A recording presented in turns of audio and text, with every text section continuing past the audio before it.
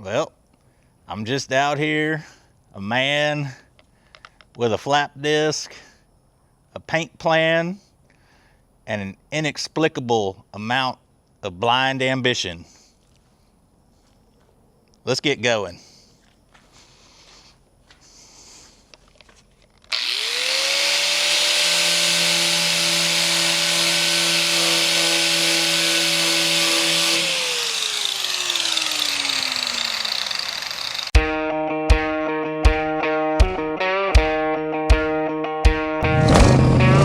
Hey everybody, welcome back to another episode of Full Blast Garage.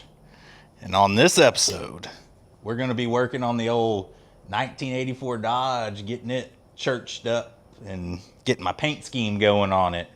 But what we're going to do, we're going to tape off the areas that aren't going to get flap discs. I don't know if y'all saw that intro, but a good portion of this truck's going to be hit with a flap disc. We're going down to bare metal, and then we'll do a little stripe action on the bottom, kind of church it up.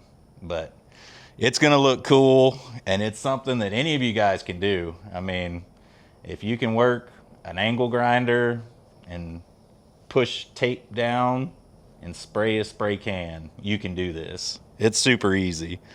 What I'm going to do is start kind of from the tail light, because that's a good point where I have on the truck for setting out my stripe line. And it's probably not going to be perfect because we're working with some arches, things like that, where we're going to have to arch over the wheel well and make our way to the front. Maybe not perfect, but we're going to get it pretty close. And this initial tape line, the only thing it's for is kind of guiding me where to hit it with the flap disc, because top half truck, no paint whatsoever. It's just going to be bare metal. We're going to clear coat it eventually, but initial point, well, let's just get it bare metal, let it rust, then we'll extra patina it, make it look real cool, and then clear coat it. But got to start somewhere, so let's start taping off in the back there. All right, I guess let's start in the sun and the fire ant pile back here. That's a good spot. So what my guide is for my stripe back here is the bottom ledge of this lens. And this truck sits pretty level. I'm gonna just follow the flow kind of down of the truck. And we wanna lay a stripe about straight in, I don't know, to about a straight 45 to where we have our little curve here that's already in the truck. So the body line, if you're technical. So go across, and we're gonna come up, follow the arch, and go back down. This tape is just temporary to kind of guide my grinding. I'm gonna take these lenses off, and everything's gonna kind of end up off the side of the truck that's gonna get in the way. But this is temporary, just for a guide. When I do the paint, I'll use the actual high quality green tape. That stuff has worked the best for me at actually keeping a line and not letting things bleed through. But don't be scared to just jump into this. You're gonna wanna lay your tape. What I like to do is actually come out past where I'm going to be taping. Use the tape kind of as a level. And you can see, especially as the wind blows, that helps out a bunch.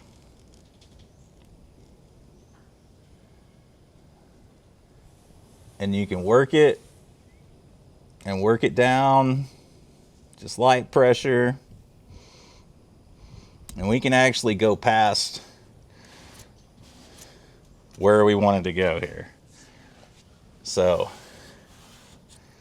this line, it's gonna be metal, but we're gonna come out here, probably about here.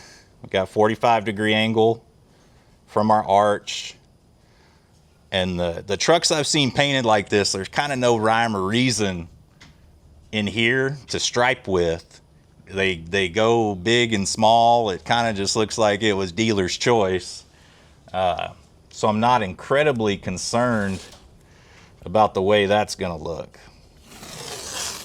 Arches, a little bit different story. You probably want to use less width on your tape.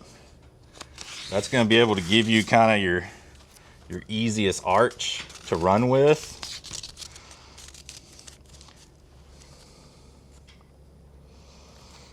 And really, what we need to do is kind of line up. I have to pull my picture up,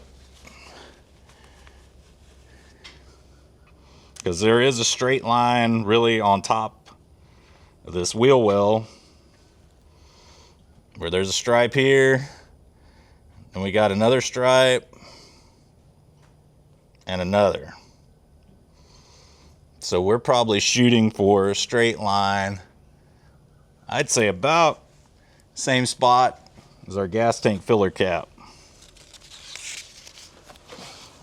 So if we can slide down without getting ate up with fire ants,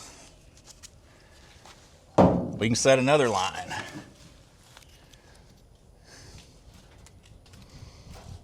And again, I'm gonna have to flip this tape over because I got a bad side there. But this isn't gonna be precise. At this point, we're eyeballing it. And I'm using the filler as a guide. And my stripes on my K5, I did the same way. Just eyeballed it. Everything came out great. You just gotta take your time. I mean, stripe it, walk back, look at it, adjust. I mean, it's just tape. It goes off and on pretty easily.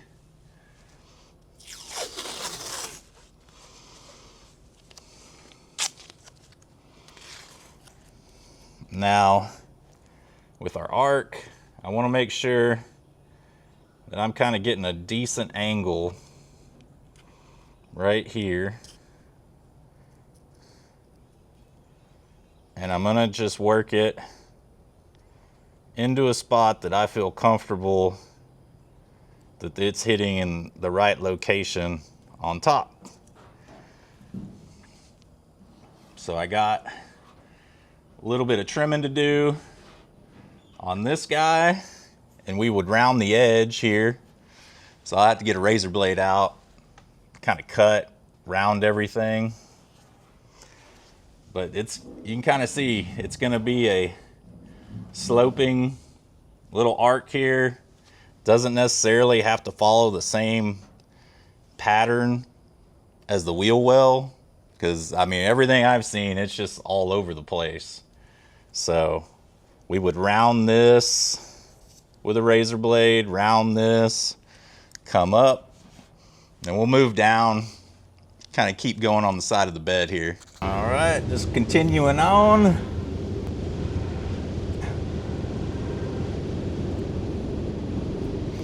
Again, you're gonna want to step back, slide back a little, look at your line, get it pretty close. Didn't quite make that tape long enough, but there she be.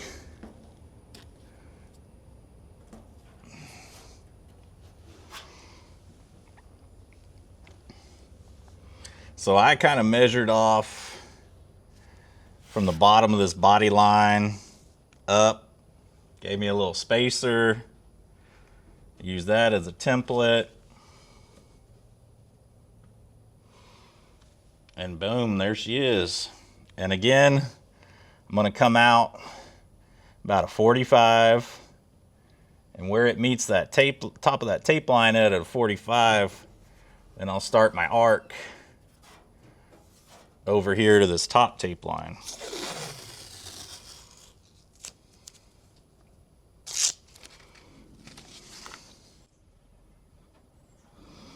And again, Guys, this isn't a scientific method. You're gonna kind of have to play with it. I'm trying to mimic a decent arc similar to what's in the truck already, but that's not necessarily gonna be perfect or fit your truck.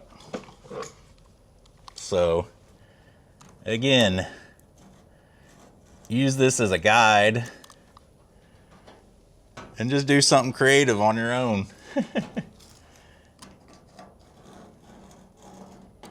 And yes, I am using a razor blade on the side of the truck.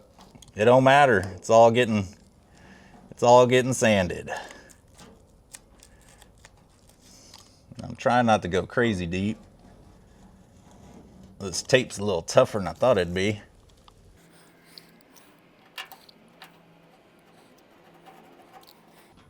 And again, remember guys, rough cut. This is a rough estimation. What we're going for here. We're just trying to get a guide to start flap discing this truck, and we can adjust as necessary moving forward.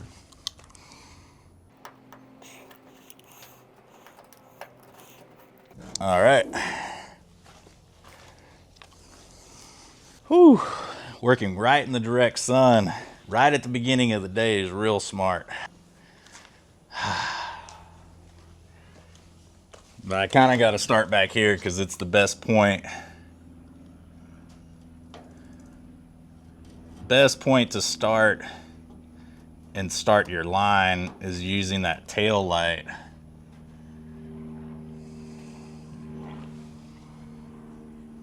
Man, there's just fire ants everywhere out here.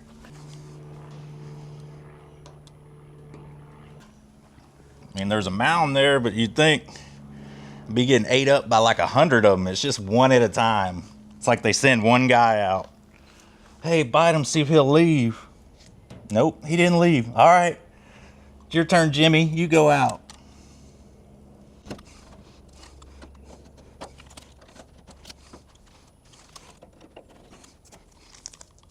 All right, I'm gonna step back, kind of look at my angles, see what I got going on, see if I got 100 more ants crawling all over me. Well, I think I'm pretty close to calling that good. So this guy back here has a little bit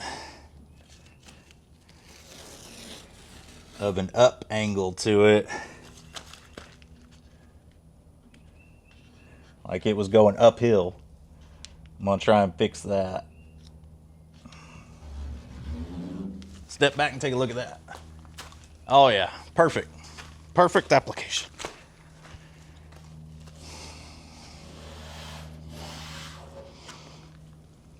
All right, so if you guys haven't figured it out, we're doing metal. And I'm gonna do a stripe, and then a third stripe. And the stripes will all have the same kind of pattern. They're not gonna necessarily be like this tape width or anything. This is just getting me painted side versus bare metal side. And I mean, this is kind of the process. This is real rough. We'll get it going from here and kind of perfect everything as we go. I just looked at that thing again and it was way off. I wonder if this truck's just sitting here flexing. I gotta look down every time I step. Probably gonna end up ate up with fire ants. All right, that's it. That one's the one.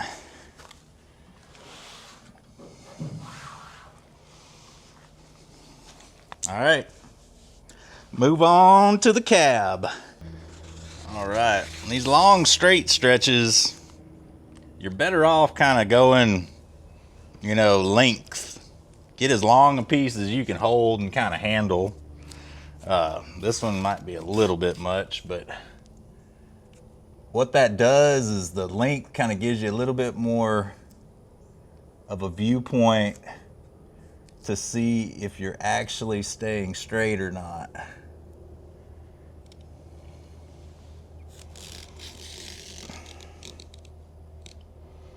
So I can already tell you the bed on this truck is about an inch higher than the cab. I might crawl under there and just look real quick and see if our cab mounts are smoked, and that's something we can fix, or we're just gonna have to rock with it the way it is. Let me just stick this guy. Let me take a little gander. Cab mounts, definitely smushed. Probably not that much, maybe, but they look pretty dang rusty.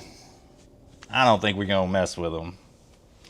Let's just follow our lines that we make. And I guess if we ever replace the cab mounts in the future, we'll just have to choose which one of these we want to repaint. So we just have to add a little bit one way or the other. But that ain't a big deal.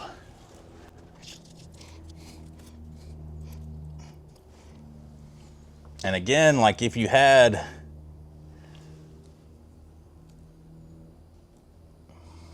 a set point, which we do have our body line here we can measure off of. We can kind of go up from the body line to our tape line. Just make sure we're straight. I'm gonna go grab a tape measure. All right, let's see what we got. Back of the door to the top of the body line. Try not to push on the tape. 1 5/8.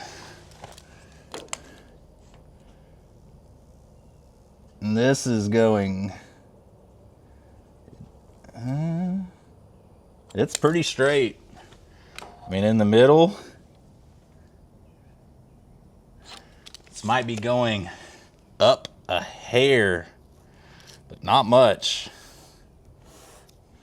It's probably one of these things too, is the body line actually straight? But I think what we got is a little bit of a bow here in the middle. Kind of bowing up.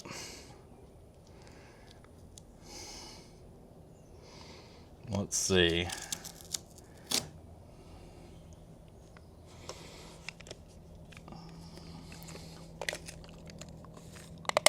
So if we set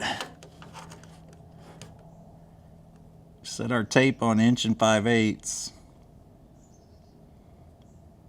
on this end, you're gonna want to have pulled pretty tight so you're not sagging in the middle. And you just want to run down about 1 5/8.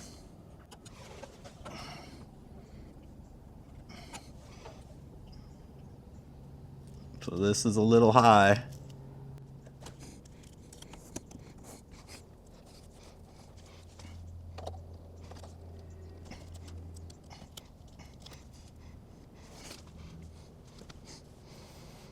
And just make sure you're not crinkling up your tape like crazy over here. And we should be good. It's easy. And I think when you paint this thing, it'll probably be enough of an optical illusion where the body lines will kind of fade away and you won't even see them.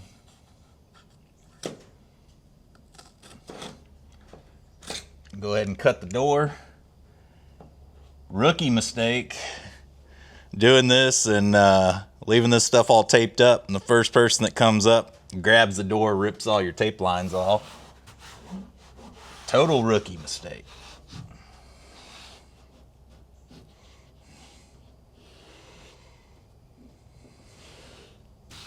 You guys can kind of see how it's forming.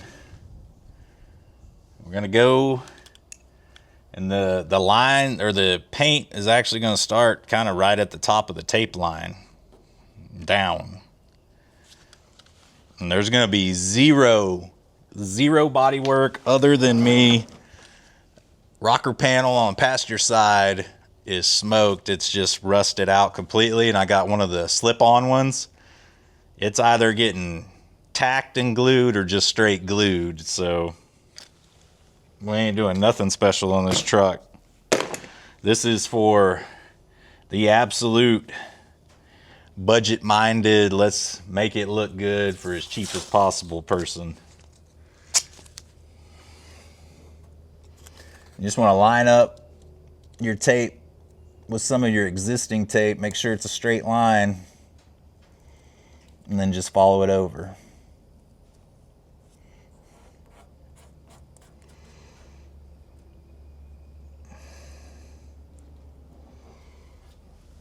Again, cut that. Your door hinge.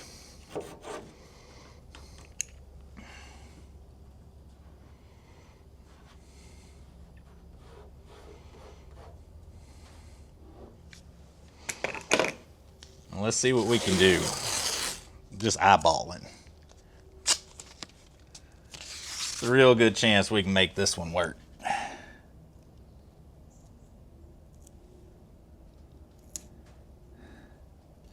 So I'm just kind of trying to perfectly line up my previous tape line.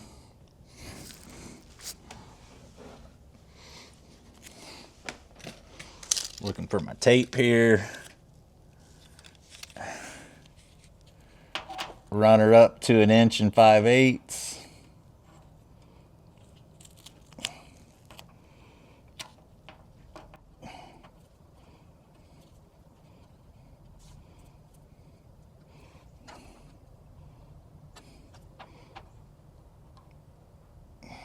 The body line's so rusted on this side, it's kind of hard to get an accurate measurement. It's pretty funny. So it feels like she's going down a little bit, but I could be wrong on that.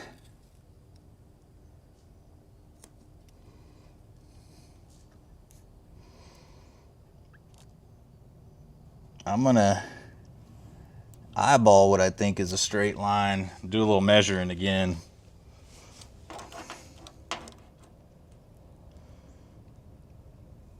Now that, I mean, it's incredibly hard to tell where the crown of that body line is. I think that's it.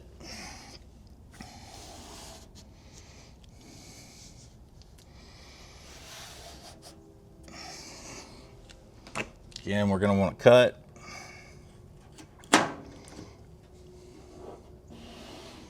And I'm going to step back and take a look at this.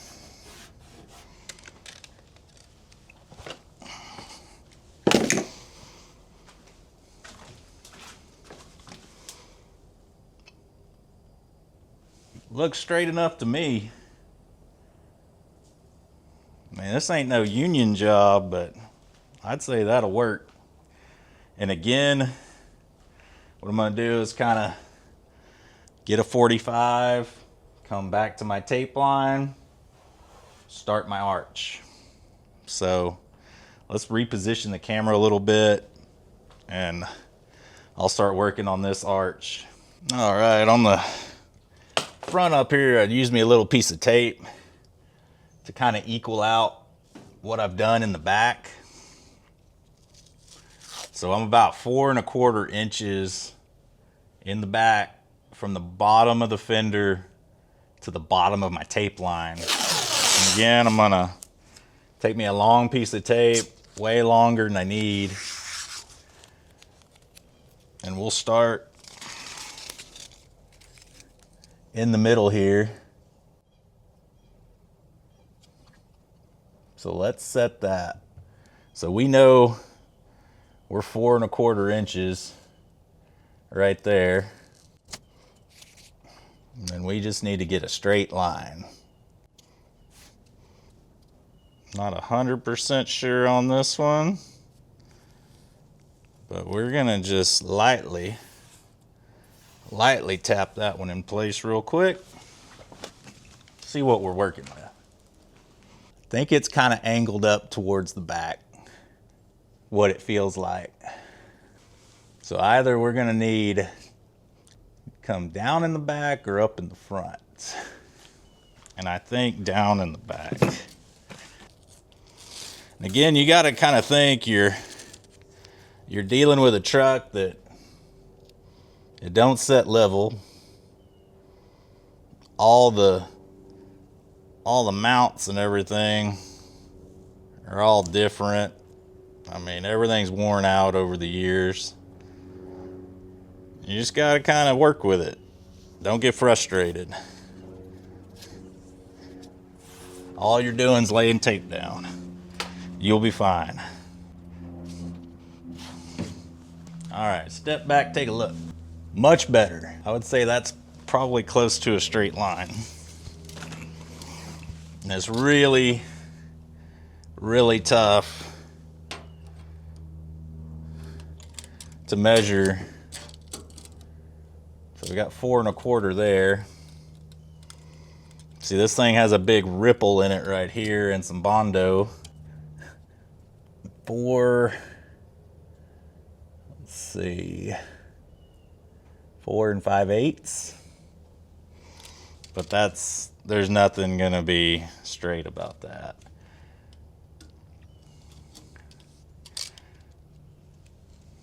Let's measure maybe from our body line up here down,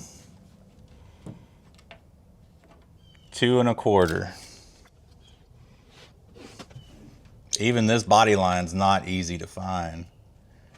So, I am right on it.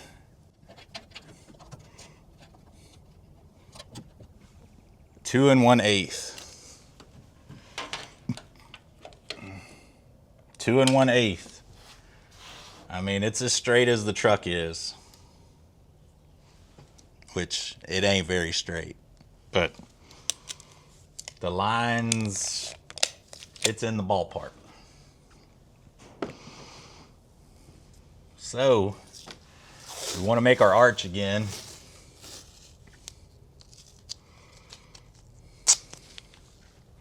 Again, we're just going to envision a 45 coming through this tape to about here. And we're just going to kind of slowly roll it over.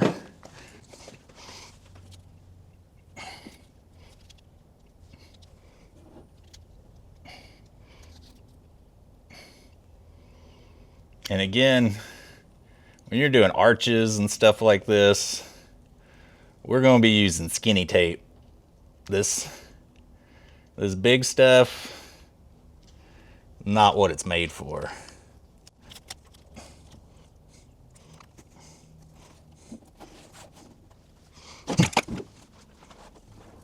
See if we're even in the ballpark on our angle. You know what? I did that one wrong. It was a good thing I stepped back and looked. So the backside, pull that off. That never happened. Tear us off a new piece. So I used the outside of the tape to hold the angle. And on this one, I was using the inside of the tape. That's why it was a little bit funky going on. You want to use the outside of the tape here to kind of create your arc. Much easier process than what I was just doing. Man, it's hot, folks. It's hot, and I'm getting ate up with fire ants, so give me a break.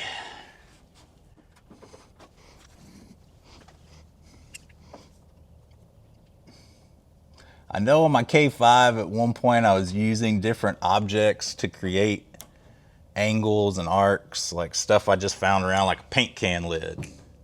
Had a good arc to it, used it. I think on this one, this is just gonna be me. I think I'm just gonna hand do everything, and you know, what happens, happens. If it sticks, it ships. If it's on the truck, it's staying there.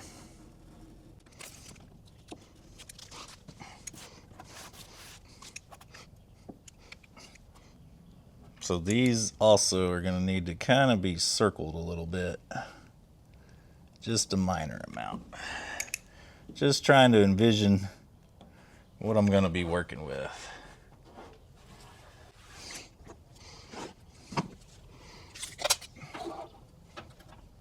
Let's get our measurement. So we're going to be going to the front.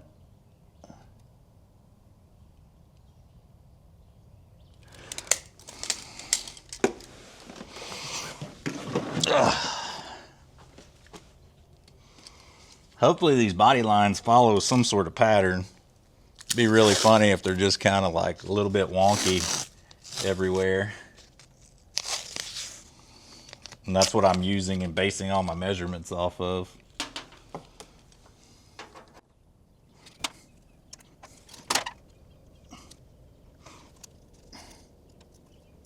So like right there. And we're kind of even with the back side. Let's measure up front here. All right.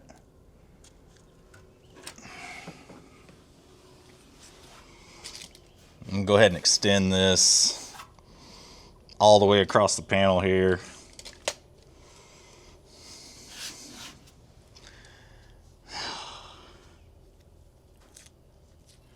Working on cheap cars. This is where it gets you, folks. If you want to make them look good, man, it's labor intensive.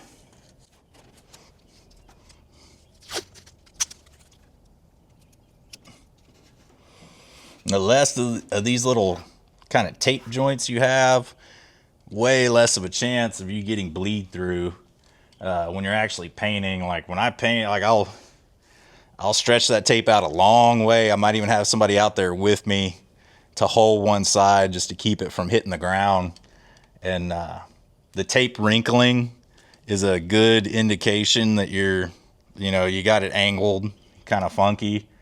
But yeah, I mean, it's the best way to do it. Not having all these kind of joints here. You're just asking for paint to bleed through, or your line to just take a tiny little, just a hair slip down, and it's gonna kind of make your line funky. But you know, that's what's keeping the old pinstripers in business. You know, they got to have something to do.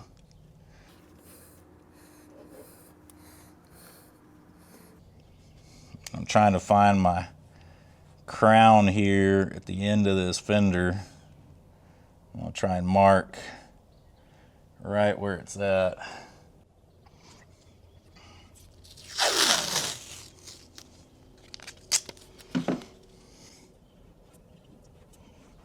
Man, these things are it's so worn out that it's hard to find. Oh wait. Yeah, we're going down here.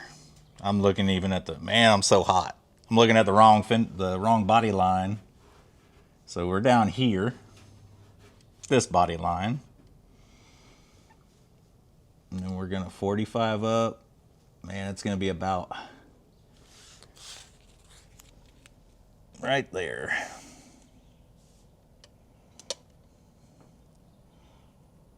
We're gonna work our way back to our existing tape line. Oop, she slid a little.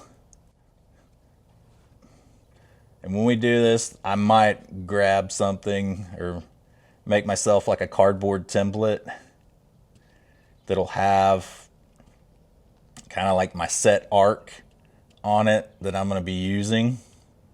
to connect all these together. But honestly, on my Blazer, they're not all the same. All the transitions and things like that happen on that paint, they're not 100% perfect, and you can't tell. When you get right up on it, you can look at it and see. If you're any kind of distance away, you're never gonna know.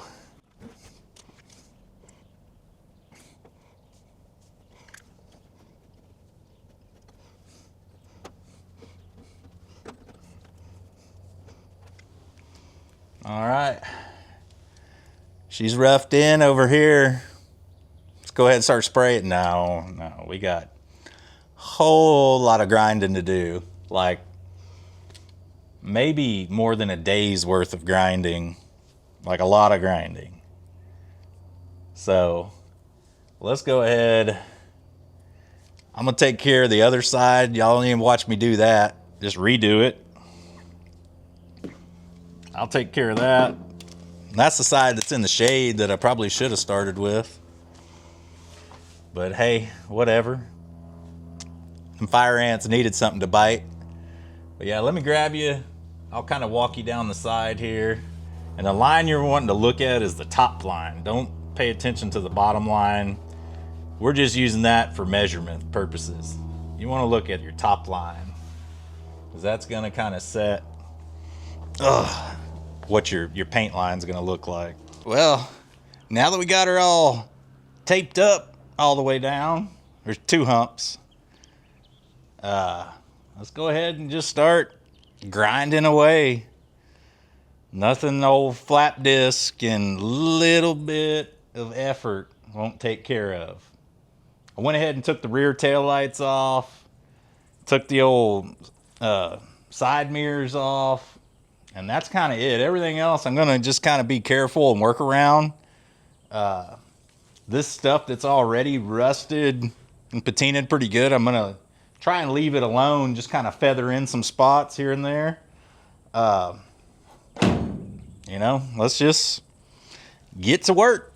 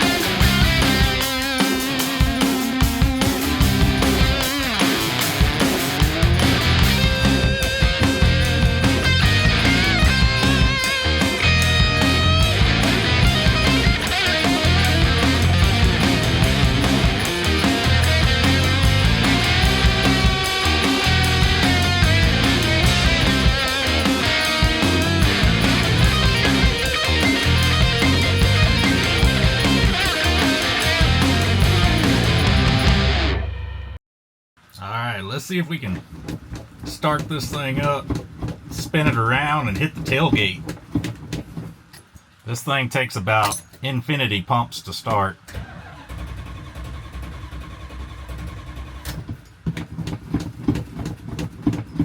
Any of y'all got an old Dodge and it takes 1,000 pumps to start to want to break off?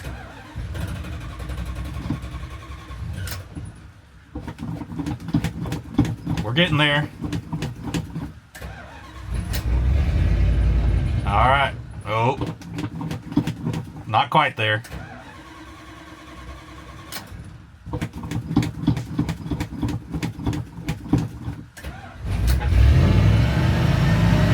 She's gonna need some carb adjustment pokes. But for now, I'm just gonna sit here and let it warm up, get her turned around.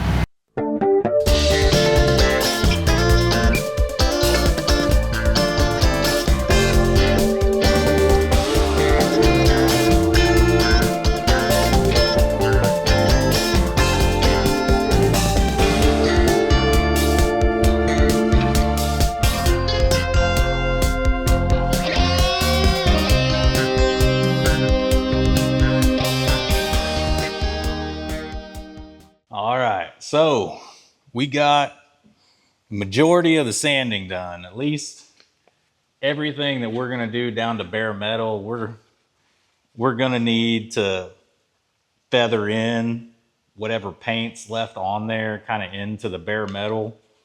Not gonna worry about that till we're actually at the painting stage, but right now we need to mix our concoction for making that bare metal kind of instantly patina. Man, this bucket's old. Trying to get a look, because we're gonna need to do a 50-50, and this thing is 56 ounces, so that's a real weird number to split in two. What is that, 23? No, because 25 is 50. 28. Yeah, it's 28. So I'm gonna go up to halfway between 24 and 32, and then fill the rest of it up to the 56. And on these sprayers, if you're borrowing somebody else's stuff, you're probably gonna ruin it. It'll pretty much corrode anything that it comes in contact with. So you're gonna want to use somebody you don't like sprayer, or just get one to throw away. Man, this one, the thing won't come off, but how long is it gonna take me to do this? Oh, that ain't gonna work. I have to save that one for another day. We'll use the Big Daddy. And what we're using is distilled white vinegar. And we're gonna mix it 50-50 hydrogen peroxide.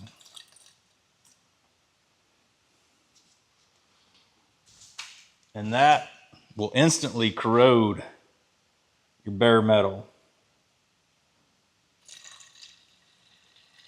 I'm trying to be super careful. I've already spilt some, because I'm doing it on a nice car.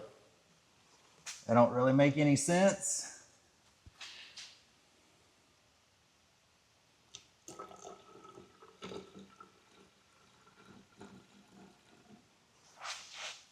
Trying to be careful. A few more ounces. And what I do a little bit different than other people is I do not put my salt in my concoction. A lot of people throw the salt in, mix it around in there. I kind of don't believe in that. It gives it a little bit too uniform of a look. And it also really clogs your spray gun up, because it's having to try to push that dissolved salt through there. Not the best. Not the best idea to be doing. One of these kind of felt like they were open. That might have been the last one. We're going to go ahead and fill this sucker up pretty good. Hopefully this peroxide that I've had for God knows how long, still a little active. We can get some juice out of it. But man, let's go outside, start spraying. We can kind of do a little first person of what the steel looks like once you start hitting it with this stuff. So kind of a neat process. All right, we're out here on our bright white panel. And man, this existing paint, I don't know. I swear I think they parked this thing next to a burn pile and it kind of lifted the paint and I don't know, charred it. But it wasn't super fun coming off. Some of it came off real easy. Some of it was like, it almost turned it into like a bed liner type texture. But you're probably going to want to see, you're probably going to see the biggest difference happen on this real shiny steel. The stuff that's already patinaed, I just left it.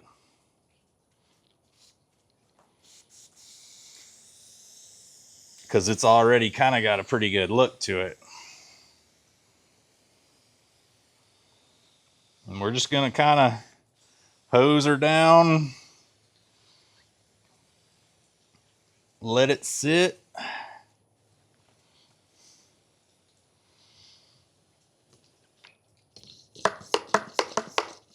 And then we're going to start throwing the salt. And this is, again, I throw the salt on it because I think it gives it a more natural looking appearance. Just toss it on there.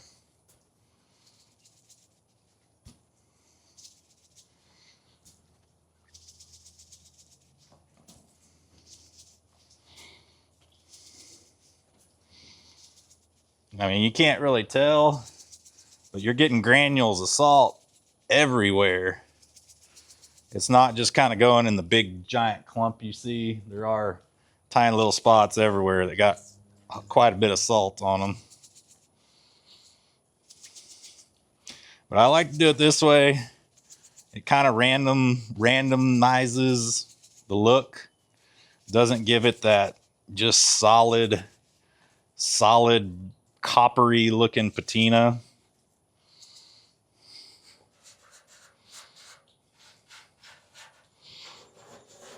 And I'm just going to kind of work in the salt a little. Just the stuff that's kind of white looking. To let it mix with everything, get the chemical reaction going.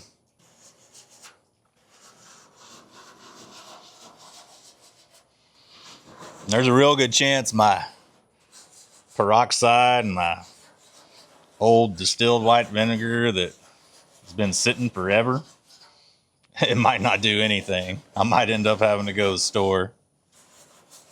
But we're going to work our way around it. Just kind of hit the whole car, see what happens.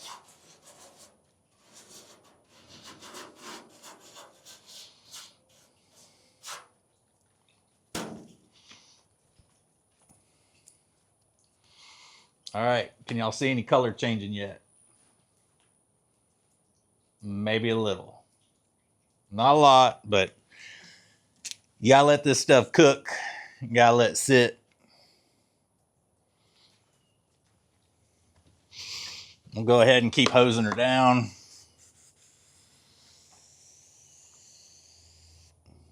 A lot of this stuff, this truck has a really good patina to it. It just had a few spots that I didn't like with the white paint showing through. It was like, I don't know if it was white or tan or what, but I thought it looked like crap.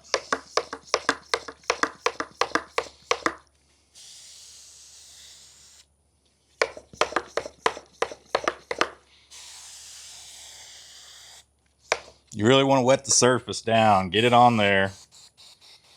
Now's not the time to be bashful.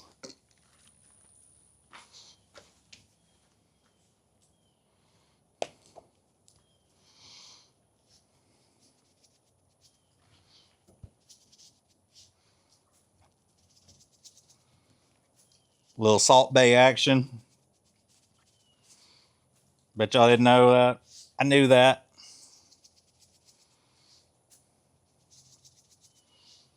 But just fling it on there. All right. On to the next panel.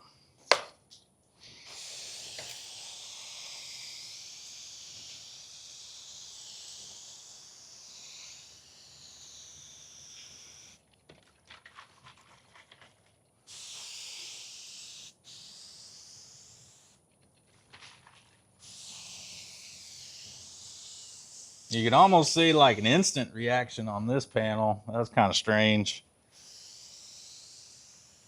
I don't know if this panel's had, just because it's had more work done to it or what.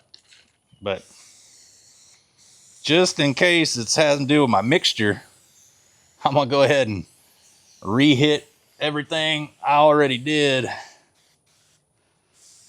Because you never know. That vinegar and peroxide might not have gotten shaken up well enough. I'm hitting the back again, hit the door. It ain't gonna hurt nothing. And we're definitely getting some color changes out here. That's what you like to see.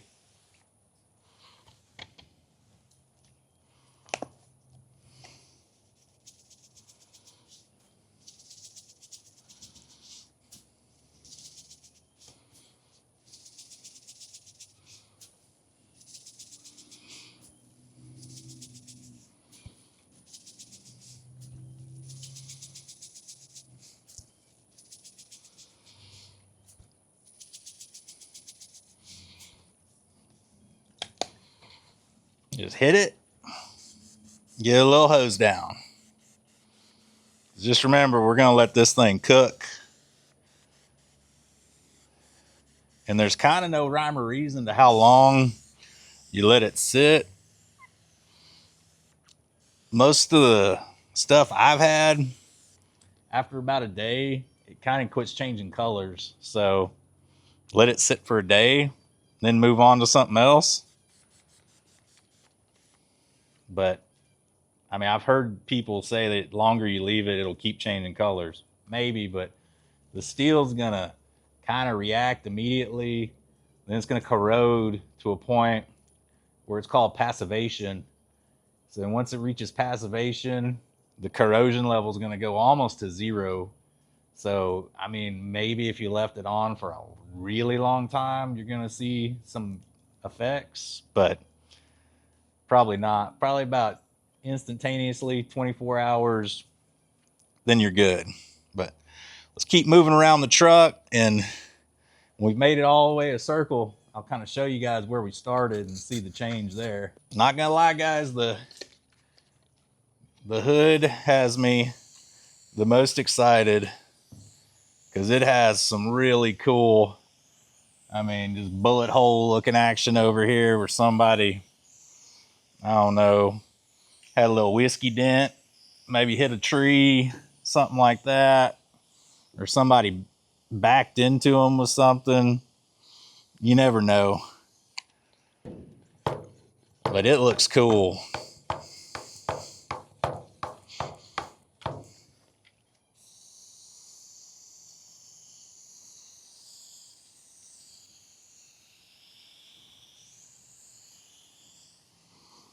And I try to leave as much of the original rust on there as I could. Just needed to hit it just a little bit with the sandpaper because it had quite a bit of texture. And, you know, you can do that. You can leave that on there. That's fine. I just really don't like when I'm washing a car to have the texture be so bad that like it grabs on your mitt.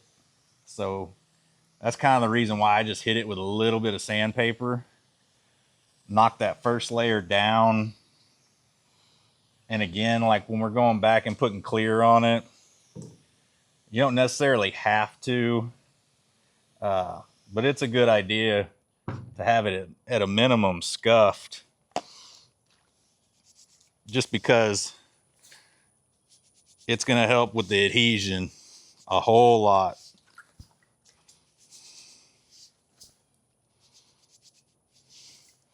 And again, this throw in the salt is dealer's choice. You can mix it in with your solution if you want to. I think throwing it like this, doing it yourself, kind of a cooler thing, honestly. And it's going to give you kind of a pattern that you can't replicate spraying it. It's way more random. I think the pattern you're going to get, you're going to be happier with. It'll look more natural. And I mean, all in all, it's just going to come out cooler. I mean, the only reason we're doing this is because it looks cool. Kind of no purpose other than it saves me a whole lot of body work and painting. It looks like I did it on purpose. So, bang. Let me see if I can angle y'all up. Y'all can kind of see the reaction this thing's already having. Really cool. And you just let it sit and sit. A few days, or not a few days, a day, a few hours, and color's just going to keep changing. So, you know, just keep on moving along. And there's a good chance I might have to refill my sprayer here. But again, if you want to try and save your sprayer, make sure and wash that thing out when you're done. This guy's probably toast.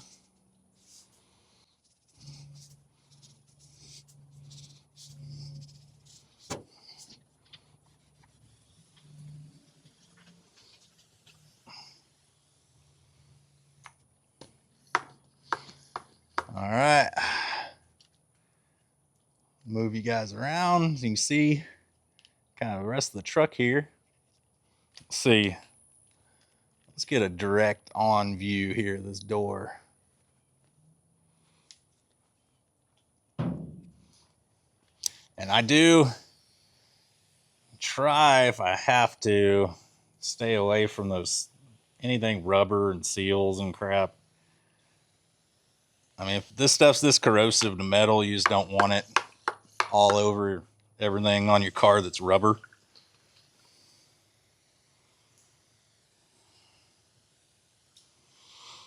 So this process, found it years ago on YouTube, and that's one of the things I really love about YouTube is just finding stuff, learning how to do stuff.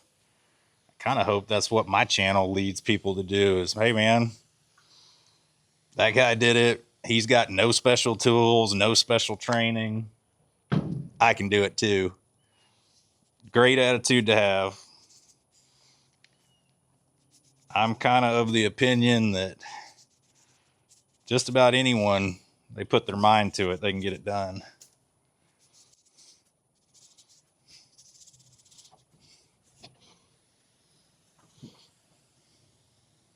Again, we're just wetting this salt down.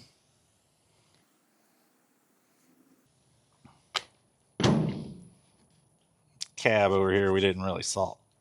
I'm gonna get it. There we go. Get some interaction up here.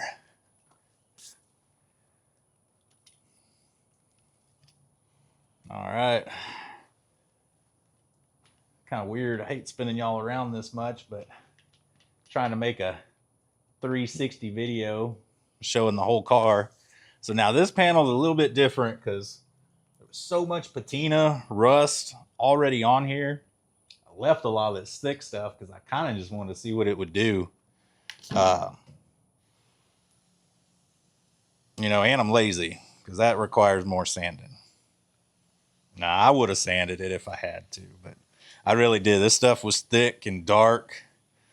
Thought it'd be a real cool contrasting panel to have.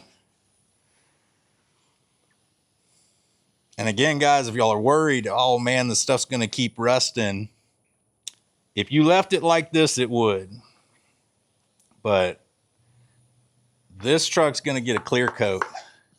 So we're going to clear it. And once it has that coating on there, not going to rust anymore. But again, you guys are putting a real thin coat. You're probably going to have to do some maintenance coats over the years. I'm not going to lie.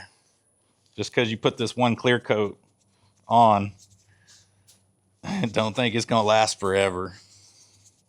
There's a real good chance you might get 5-10 years out of it, especially since we're going super cheap, super budget friendly. This is kind of a, even the way I'm doing this truck, the painting, haven't done it before. Trying to do all spray cans. Just kind of see how that process goes, how it works out for me. And if I'll ever do it again. My K5, no spray cans at all. I wiped on the clear and used a roller, like one of those real rollers that you like can't compress, high density foam, I think is what they call them. Use that and had various widths. I mean, it worked like a charm. Just gotta go real light coats when you're rolling, because what that Rust-Oleum paint will do is it'll trap, the outer layer will cure, and there's solvent under it or catalyst, whatever it is, under that outer layer. It's gonna bubble out. There's a few spots on mine that did that. Not a big deal. If you ever wanted to repair it, you could sand it out, repair it pretty easy. I didn't even bother. I mean, look at the truck. Looks awesome the way it is. I don't have to worry about it. Touch-up paint's available at Walmart. That's awesome. But let's go on to the tailgate. We're a little tight here. This is up against my shop wall.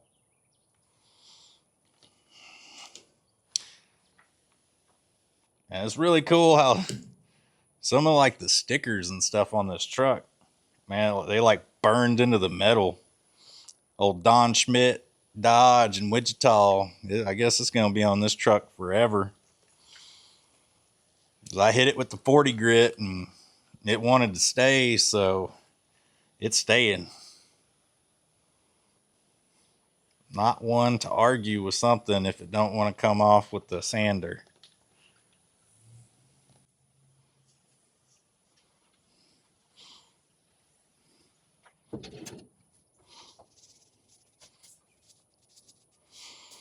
Tossing salt.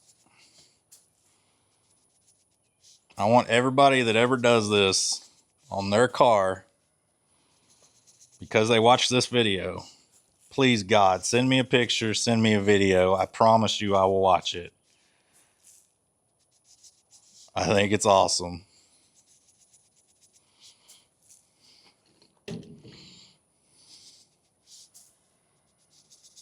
Mom's going to be so mad I went in her house and stole all her salt. But I ain't got no big old jugs like this. She does. I think she probably has 2 or 3 of them. She won't even probably notice this is missing.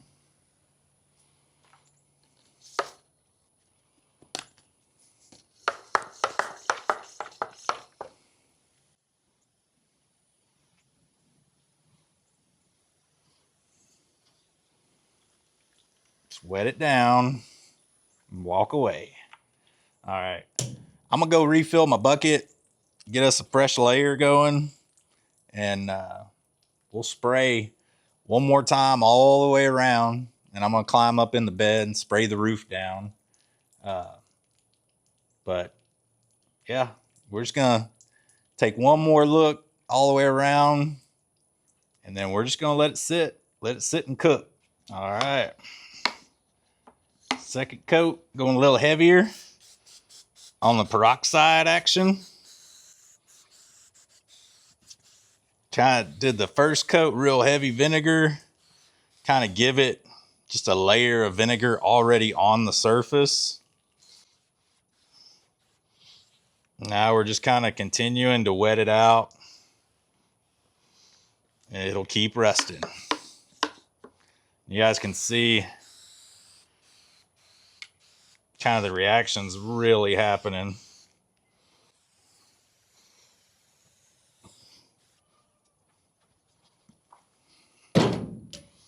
We're gonna go ahead and toss maybe a little more on, a little salt.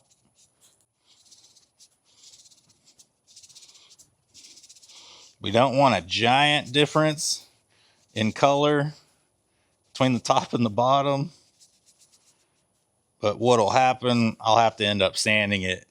We got a big color difference between this like super dark rust and the coppery looking rust that's gonna come out of this. But what I'm gonna do is just let it sit longer.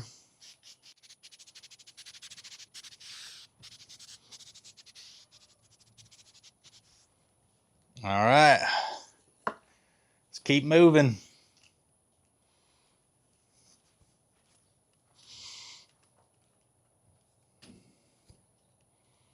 You guys can kind of already see everything turning like a coppery color, and see our rust product we're getting is I don't know, is that orangey, yellowy looking? I don't know, I'm pretty colorblind.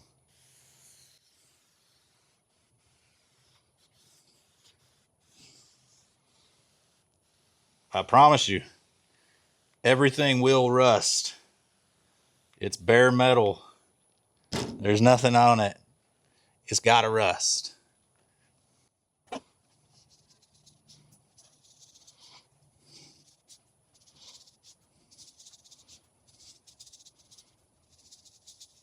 Just kind of going a real light salt action on this one, because there's already quite a bit salt on the surface. Well, just kind of gently mist it here. We're not looking to spray the salt off the surface. We want it to stick.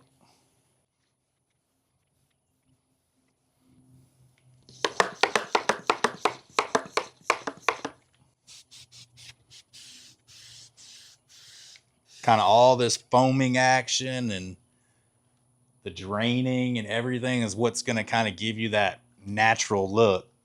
You want it to look like nature's literally rained on this thing or whatever for 40 years and made it look this way.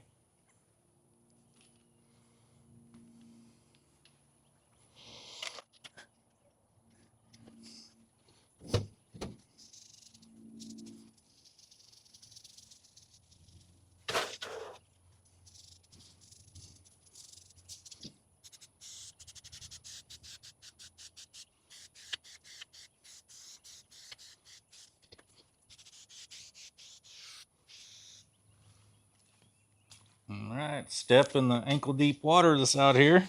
It's been raining every day.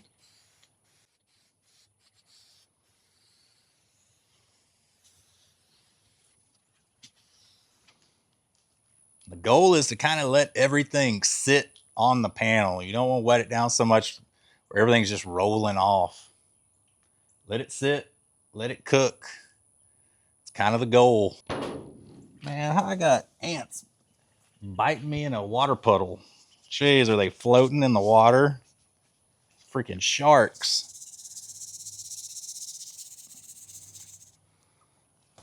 If y'all ain't ever been to Texas, fire ants ain't no joke here.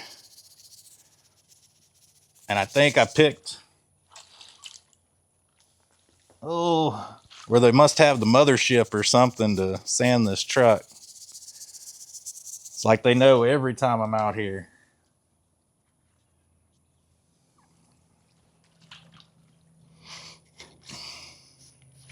All right. We're gonna go through and wet down all this salt.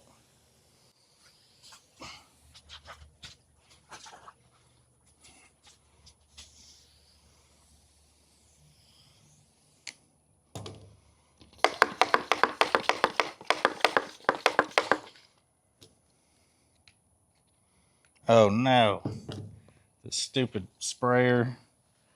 This thing like comes loose in here. Oh. Trying to remember. Oh, I think I kind of fixed it. Not really, but it's good enough where it'll spray.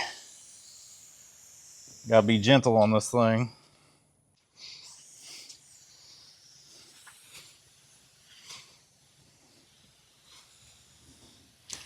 And I see guys try and paint, you know, like a fake patina. I mean, I respect it. You know, some guys hate it. Some guys can make it look really natural. But I swear doing it like this is a whole lot less work. And in my opinion, it looks way more natural. You can never get all these different colors and everything else that this rust is forming. You'd have to do so many different paint layers and putting stuff on, sanding it a little, letting that layer underneath it come up. This Mother Nature just kind of do it for you if you just sit here and, you know, just spray it with a real corrosive substance. It's a whole lot easier. I promise you, I've done both. There's a time and place kind of for some of this stuff. You know, if the rest of your truck has a patina on it that you really, really like, I would paint my patina to match. And I've done that in the past. Not the funnest thing to do, not gonna lie. But you can, with enough layers and color matching, you can get pretty close. And like the car that I had to do it on the last one, the hood was just tacoed real bad beyond repair. So bought a new hood because new hoods are cheap, really. I mean, when you're trying to compare it to like taking the time out of your day and going to a junkyard and finding one, and I'd rather just order one. Or there's places where you can, like, they stock new hoods for like square body Chevys. Just go pick it up and drive it home. But with that hood, I did like the multi-layer, laying down the different colors, sanding to get some of it through. And it came out looking good. I mean, it was as close a match as you can get, trying to match up the rest of the patina of the truck. And see, like, this panel here is kind of why I left. You know, like some dark areas, some light areas. That's going to come out and it's going to look cool.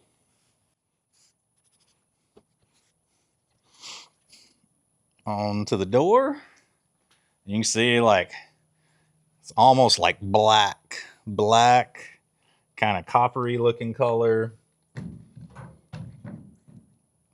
And it's going to continue to change. I think I'll run the time lapse on this thing maybe for like an hour.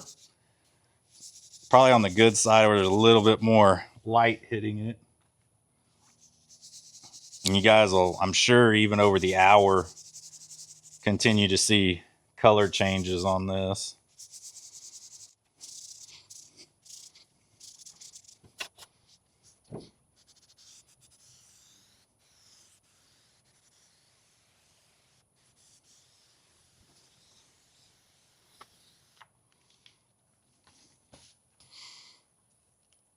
She's foaming up real good. Gonna be real patina-like.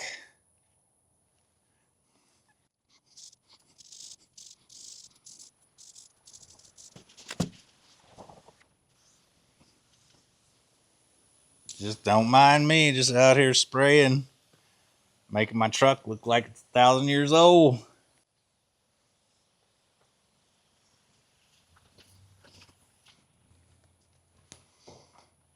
All right.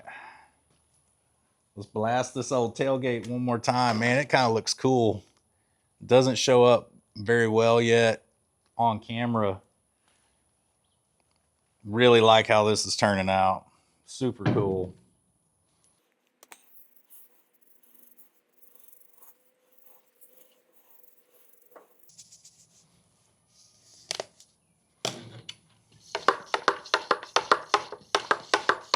All right. Last spray. And I'll set you guys up on some time lapse action.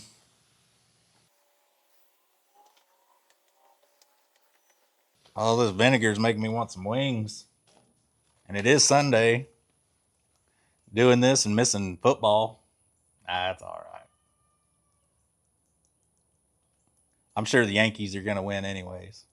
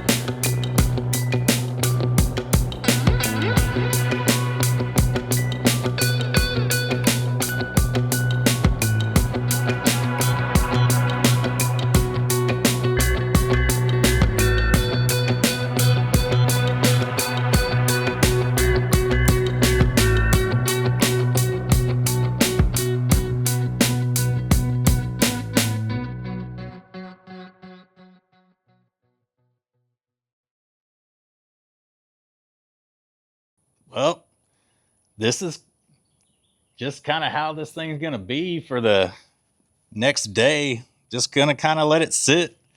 Everything I've sprayed on there and just kind of cook, just burn. I don't know if y'all could catch it in the time lapse, but man, there was like smoke coming off this as I sprayed it. So the more peroxide you throw at it, the more the reaction happens. So that's kind of how I do this. If there's any spots that come out a little lighter than I want, maybe just kind of hose them with a little muriatic acid. Maybe everything's looking like it's going to work.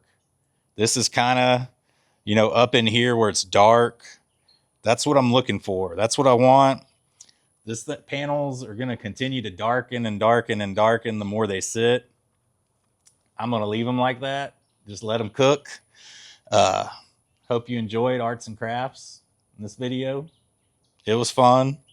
But our next steps on this truck. So we're going to kind of finish up our patinaing, pull the tape.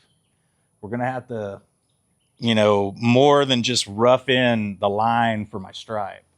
So I need to sand it, get it feathered, and then tape. So I'm going to do 3 stripes.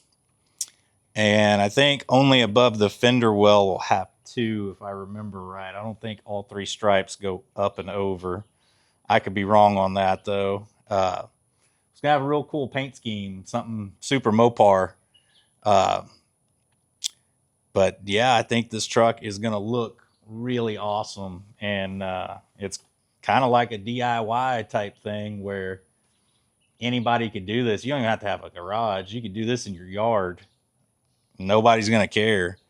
The sanding might be a little annoying, but just do it sometime where no one's going to complain. There's probably never if you live in a neighborhood. But yeah, the train track over there, they don't care what I do over here. But I hope y'all learned something. Everybody seems to be really liking this truck. just wait till it's done, folks. This thing is going to be super eye-catching. It's going to be awesome. But I really appreciate everybody tuning in, watching these episodes. There's a whole lot more content to come. Trans Am stuff, mystery car stuff. The old Camaro is still sitting over there. Duct tape drags is coming up, and I got to get everything kind of focused on that. But this is just kind of a cool side project. But yeah, I hope y'all enjoyed the video. Like, comment, subscribe. Until you see me again, man, just go out and do something that makes you happy. But make sure you're doing it on full blast. You know, like stripping all the metal off your car and making it rusty. Why not? I'll see y'all later.